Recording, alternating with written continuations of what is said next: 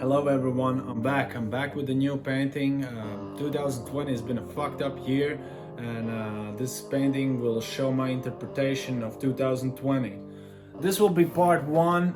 Part two will come as soon as I'm done with it, so stay tuned. And if you like what I'm doing, subscribe my channel. I will love you for that. And don't forget to push the like button and also comment below, because comments are the best.